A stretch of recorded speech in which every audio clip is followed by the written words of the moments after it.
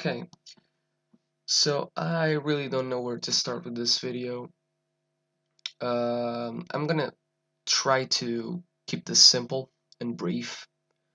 And just a quick disclaimer, if you don't like opinionated ramblings, then this is not the video for you.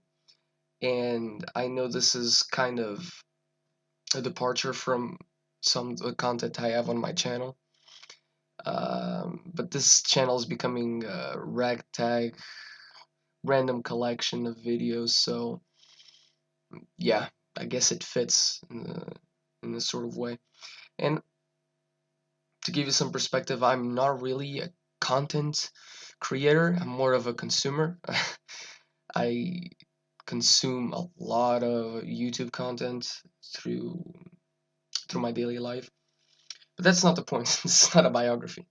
The point is, I felt a need to make this video because last night I was watching the charity stream on Uche's channel, and I only caught the very last part of it. So when I was there, it seemed pretty nice stream. You know, people were coming together to donate to a cause, and that of course is very noble. But I saw some comments in the chat that kind of tipped me off that something was amiss. So what I did was I watched the rest of the stream, and then I saw the follow-up stream in the Geeks and Gamers um, main channel. And when I saw it, I was like, okay, they're responding to Zack Snyder's comments.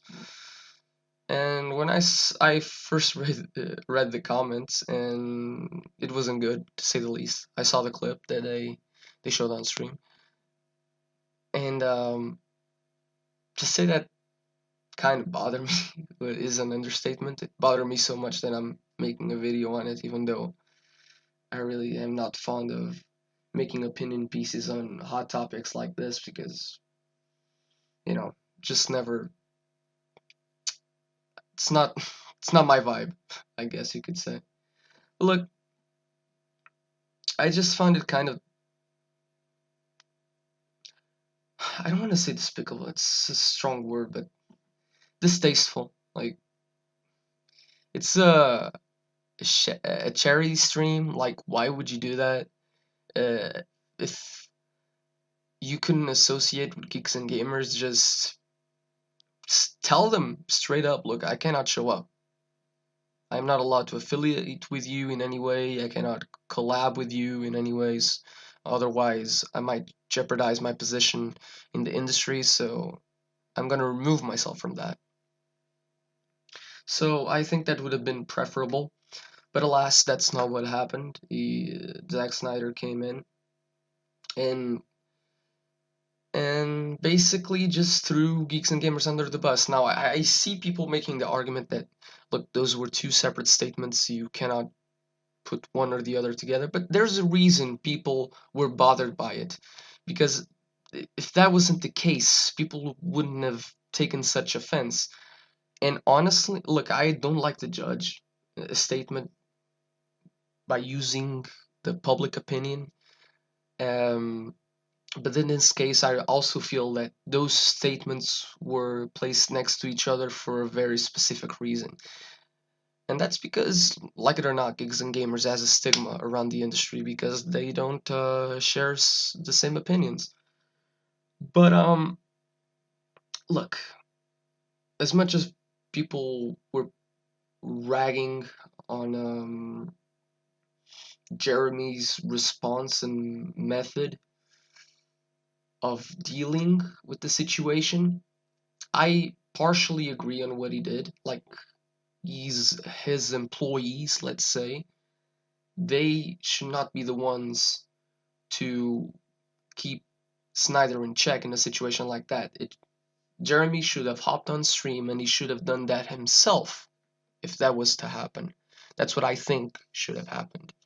And respectfully, of course, and keep the stream going. Okay, just make things clear. Because when you clear things up, usually, things go way better than when you leave things to fester and you leave them out in the open, unsolved. It's loose ends, and that usually comes right back to bite you later on.